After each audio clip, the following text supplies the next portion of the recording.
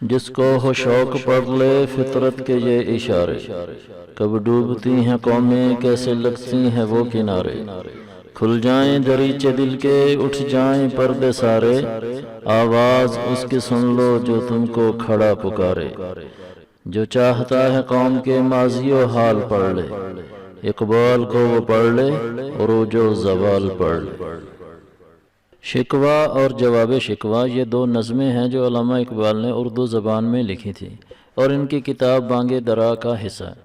کہا جاتا ہے کہ یہ نظمیں انہوں نے معروف انگریزی شاعر جان ملٹن کی نظم پیراڈائز لاسٹ اور پیراڈائز ری گینڈ سے متاثر ہو کر لکھی تھی۔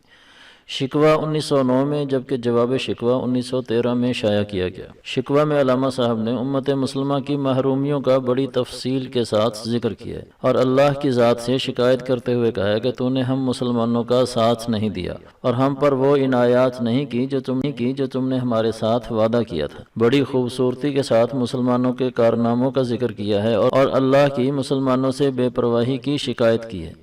یہ نظم علامہ صاحب نے 1909 میں انجمن حمایت اسلام کے ایک جلسے میں پڑھی تھی، جس کے بعد بہت سے علماء اور عوام الناس کے دل میں علامہ صاحب کے بارے میں اعتراض پیدا ہو گیا۔ وہ یہ کہ انہوں نے ایسی زبان استعمال کی ہے جو کسی کو اپنے رب کے بارے میں استعمال کرنے کی اجازت نہیں دی جا سکتی۔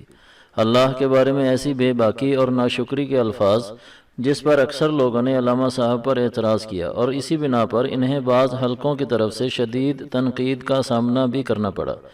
4 سال بعد جب علامہ صاحب نے جواب شکوہ کے نام سے ایک نظم لکھی اور اسے موچی گیٹ لاہور کے باہر تحریک خلافت کے جلسے میں پڑھا، جو بنیادی طور پر شکوہ کا جواب تھا جو ایک شکایت کرنے والے مسلمان کو خدا کی طرف سے دیا گیا تھا۔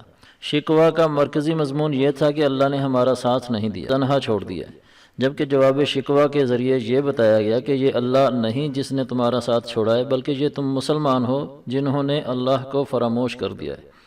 جواب شکوہ کے بعد وہ حلقے جو علامہ صاحب پر اعتراض کر رہے تھے انہوں نے بھی ان کے اس تخیل کو سراہا اور یہ دونوں نظمیں اردو ادب کا ایک قیمتی سرمایہ بن کر ذخیرہ ادب میں محفوظ ہو گئیں۔ اردو زبان سے ہماری لاپرواہی کی وجہ سے یہ قیمتی اثاثہ کتابوں سے ہمارے ذہنوں کی طرف منتقل نہ ہو سکا۔ ہم نے ایک ادنا سی کوشش کے ذریعے یہ شاہکار نظمیں آپ تک پہنچانے، مشکل الفاظ کا مطلب بتانے اور شعروں کی تشریح کرنے کا ذمہ اپنے سر لیا۔ جن تاریخی واقعات کی طرف علامہ صاحب نے اشعار میں اشارہ کیا ہے وہ بھی بیان کرنے کی کوشش کی ہے۔ بڑی امید ہے کہ آپ یقیناً اس سے مستفید ہوں گے اور اردو زبان کی فصاحت اور ہماری ناواقفیت کی بدولت جو چیزیں ہمیں پہلے سمجھ نہ آ سکیں وہ انشاءاللہ اب واضح ہو جائیں گی۔ اپنی قیمتی آراء سے ہمیں آگاہ ضرور کیجیے گا۔ آپ سب کا بہت شکریہ۔ السلام علیکم ورحمۃ اللہ وبرکاتہ۔